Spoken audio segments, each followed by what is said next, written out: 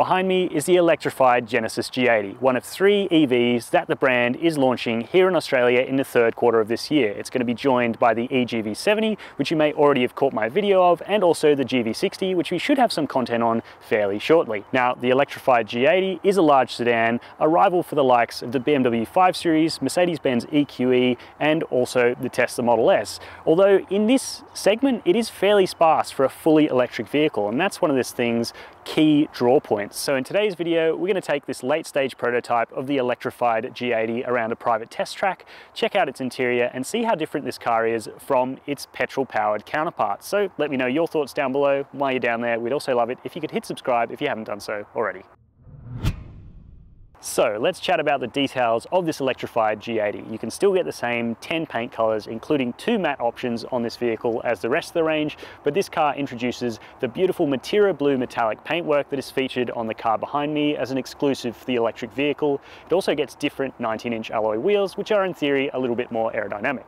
There are changes as well to the front air dam and the rear bumper, and also that grille is blocked off and has the openable charging flap in it, which brings me on to this car's electric underpinnings. Now, it's based on the same platform as the G80, not the eGMP platform that underpins the forthcoming GV60, but it's still got pretty decent numbers. 2 electric motors, each developing 136 kilowatts of power for a total of 272 kilowatts and 700 newton meters of torque in its sportiest mode, and from there that's hooked up to a larger 87.2 kilowatt hour battery pack than the one you'd find in the eGV70 SUV. That means this vehicle's range is better. It also helps that its coefficient of drag is slightly better. All that culminates in around 500 kilometers of WLTP range and an official 19 kilowatt hour per 100 kilometer energy consumption figure. That all sounds pretty promising, but of course we're going to be testing that very shortly when we take it out for a spin on the track. For now, let's jump inside the cabin of this thing. The way Genesis presents its cabins is fantastic. It's not really like anything else on the market, and I really appreciate that. Something different and a reason that you might go for this brand over another one. It's also great that they have the basic ergonomics pretty much down as well. Now, this car we're sitting in has a lovely glacier white leather here. It's Napa leather and it's more sustainably tanned than you'd usually see, which is great. Feeds back into the sort of electricity, sustainability kind of vibes that electric vehicles are starting to give off. You've also got this really nice wood trim here. It's exclusive for this electric vehicle. You can't get it in any petrol powered G80 model, but that really is the extent of the changes between the regular G80 and this one we have here, because everything else is really nice and familiar. This rugby ball steering wheel looks great, sort of 4-spoke design, nice and different. You've got paddles there for adjusting the regen as well. The indicator stalks also have this sort of Art Deco 1950s styling to them, which is great, but the rest of the car is not really like the 1950s at all, including the technology package, 12.3-inch digital driver's display with the cool 3D readout, looks nice and crisp. You've also got a really big 14.5-inch touchscreen. It is a long way to reach from the driver's seat, but you also have a rotary dial down here next to the shift-by-wire controller if you need to control that. That's great. Plenty of storage too under these flip-up covers, and you've got wireless charging under there as well. And I really appreciate the fact that Genesis keeps physical HVAC controls. Yes, I suppose they are digital, but they're not buried in the touchscreen menu for the basic things like temperature adjustment for the dual zone climate control and fan speed. This car also has heated and cooled seats, which is a lovely touch in a hot Australian climate. And topping off the luxurious interior of the G80 are the fact that these seats are heated, ventilated, and offer a massage function for the driver, though unlike the petrol vehicles, you can't get a massage function for the passenger seat. But hey, it's still really luxurious for me in the driver's seat. Now, where the G80 differs from some of its main competitors, from BMW, Mercedes and Audi, is that in this G80 it is really all about the rear seat passengers, kind of a little bit more like the next class up, like an S-Class or an Audi A8. It has a real luxury focus for me in the back here, and that's really cool. Though I will add that in the electrified version, due to weight concerns and packaging concerns, there are a few changes, namely the lack of ventilation for the outboard seats, though we still get heating, and also the fact that the backrest isn't adjustable like the ICE cars. But we still get these great 9.2-inch screens. You can watch live readouts and cameras of the car going along from all the cameras around the vehicle. That's pretty cool, and you can also plug in your own media device, You can watch MP4 or AVI files back here, so if you download some movies or want to watch chasing cars content, for example, you can do that back here. Adjust your ambient lighting and your climate control, which has a separate zone for both rear passengers, and I think that is just fantastic. Add to that the fact that these buckets are super comfortable. This super soft leather is so nice to sit on. You've got plenty of storage under here, 2 headphone ports as well, so you don't have to bother the front passengers when you're watching your movies or your music. Really nice touches, and yeah, you can really feel that this is designed to not only comfort the front seat passengers but also people in the back. Now, if I do have one criticism of this Electrified G80, I'm not sure if it's because the battery pack pushes the floor higher, but I don't have great toe room under my driver's seating position. I've got the seat all the way down. You could obviously knock that up if you wanted to gain some more toe room, but also an SUV would offer more just as a standard feature. The rest of the room on offer though is fantastic. I've got heaps of knee room, a lovely soft backing to this seat. It feels like it's either the same or very similar Napa leather to everywhere else, and I've got a decent amount of headroom for a slinky sedan like this. So on the whole, the G80 is really nice inside, and this electric version doesn't really lose much to the petrol.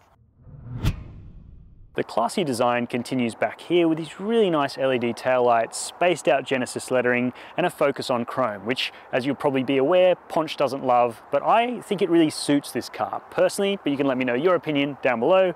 Let's pop the standard power boot lid. There we go. It opens up to reveal 354 litres of boot space. Now this is quite a lot smaller than the ICE cars, which get about 420 litres, so down about 70 litres of space. But ultimately this car isn't about carrying big items like bicycles or flat pack furniture, because the second row doesn't fold down anyway. So for what it is, I reckon that's pretty decent. We're out here on a little private test track driving the G80 pre-production prototype vehicle before it goes on sale later this year. So what's it like? Well, obviously I can't give a full evaluation because we haven't done a proper road test of this vehicle. We haven't taken it into the city, taken it over the bumps that we know really well, but we have used this course before at Chasing Cars, and I gotta say, it is pretty challenging. There are a lot of falling away cambers, a lot of gnarly tight corners. It's designed to emulate the old Pacific Highway for police driver training, and it was designed and made in about the 70s, so it is actually a pretty good place to test a little road car such as this G80, and it has given me plenty to think about, plenty of meat to chew on, because honestly, as luxurious and as plush as the standard ICE Genesis G80 is to drive, it's never been a vehicle that is particularly sporty. I know Genesis has just released the sport variant of that vehicle for us here in Australia, but even then it's always been a little bit loose in its body control and perhaps a little bit more focused on rear seat comfort than outright sportiness. Now in luxury trim, it's the same story with this Electrified G80, and the way that its 272 kilowatts and 700 Newton meters come in when you stab the throttle is actually quite luxurious. Like, that was full throttle right there, you know, pulling up from about 50 k's an hour to 100 k's an hour in absolutely no time at all, with no problem. And it just feels a little bit more serene and refined than some of the sharpest EVs out there. For example, a Polestar 2 Performance feels a little bit sharper in the way that it delivers its power. And that's sort of the swings and roundabouts thing, and it's definitely Genesis is playing to their customers, playing to that luxury element. It's much more like a Lexus than a BMW M Sport. But that being said, from my initial drives here, it feels like this Electrified G80 has better roll characteristics and a more, I don't know, driver-focused chassis than the ICE car. It's actually quite impressive how it resists the sort of roll that you're used to in a heavy petrol sedan. It has a different kind of roll momentum. It's more like the weight is within the wheels rather than over the top, and I guess that's because it is. It's sort of 82 roughly kilowatt-hour lithium-ion battery pack is literally underneath me, and that's one of the benefits of electric cars. You don't have to worry about so much big heavy engine up the front all the way out over the front wheels in a long-nosed vehicle like this. The steering as well feels pretty good. Genesis hasn't tuned the suspension for Australian conditions, but they have been doing extensive evaluation and testing, and they will end up using different components to Genesis G80s sold in other markets. For example, slight differences to US market cars and Korean cars in terms of damper settings, anti-roll bars. Nothing's quite finalized yet, as these cars aren't going on sale right away, but all of that will be finalized, and it will be slightly different to, I guess, what you'd call a global tune of this car, and that's a unique spin from the Australian engineers. It's always really cool to see that, I reckon. Now, onto things like refinement, because ultimately the G80, while it may be nice and sporty to drive an electrified version, it is also ultimately about refinement and comfort for the rear seat passengers. And I will add, I did spend a couple of laps in the back of this thing rolling around this course, because I thought, what better way to test a luxury vehicle that is kind of designed as much as it is for private buyers as it is for someone who runs a hire car company or has a family and just needs to put people in the back of this thing. And I gotta say, the rear seat ride is really fantastic.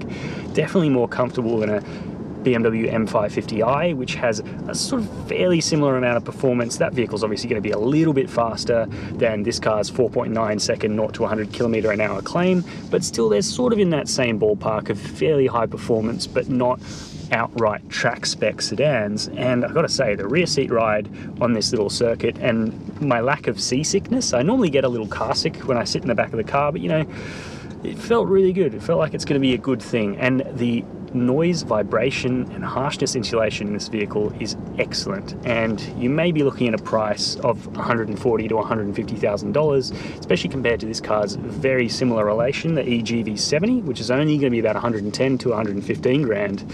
You may be thinking that's a little bit steep given this car doesn't ultimately offer that much more space and certainly a lot less boot space, but it's that extra level of refinement. And even though this is a pre-production car without entirely finished plastics and some, you know, trim pieces that I'm told are supposed to be not that well put together, it actually feels really convincing. So yeah, this short drive, this brief experience of the electric G80 has me pretty excited for this car's launch later this year.